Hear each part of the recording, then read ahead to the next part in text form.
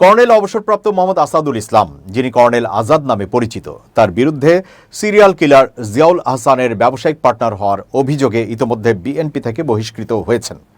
মূলত ৫ আগস্ট গণ অভ্যুত্থানের পর তাকে বিএনপির নেতা হিসেবে আবির্ভূত হতে দেখা যায় বলে অনেকে অভিযোগ করেছেন।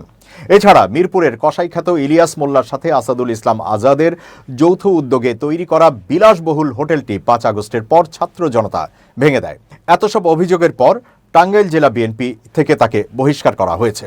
তবে বহিষ্কৃত হয়েও থেমে নেই কর্নেল আজাদ।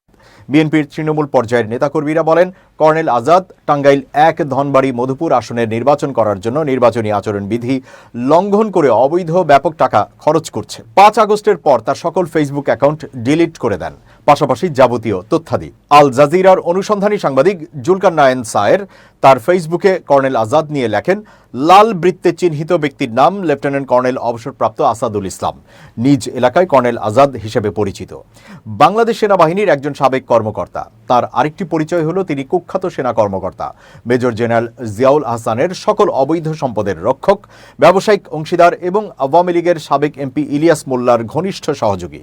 সম্প্রতি তিনি ভোল পাল্টে বাংলাদেশ ন্যাশনালিস্ট পার্টি বিএনপি এর সাথে মিশে যাওয়ার আপ্রাণ চেষ্টা করছেন। জিয়াউল আহসান ও তার আসাদুল ইসলামে স্বাক্ষরিত কমপক্ষে হলেও ২ থেকে ৩ কেজি ওজন সমপরিমাণ দলিলপত্র আমার কাছেই আছে। আরও আছে আসাদুল ইসলাম কর্তৃক জিয়াউল আহসানের স্ত্রীর নামে কোটি কোটি টাকার স্বাক্ষরিত চেকের কপি। যেই ব্যক্তির বিষয়ে দুর্নীতি দমন কমিশনের বিশেষ তদন্ত সেল গঠন করে অনুসন্ধান করা উচিত, সেই ব্যক্তি এখন রাজনৈতিক খোলসে নিজেকে রক্ষার চেষ্টা করছে। আশা করি সংশ্লিষ্ট কর্তৃপক্ষ বিষয়টির গুরুত্ব আমলে নিয়ে এই বিষয়ে প্রয়োজনীয় পদক্ষেপ গ্রহণ করবেন।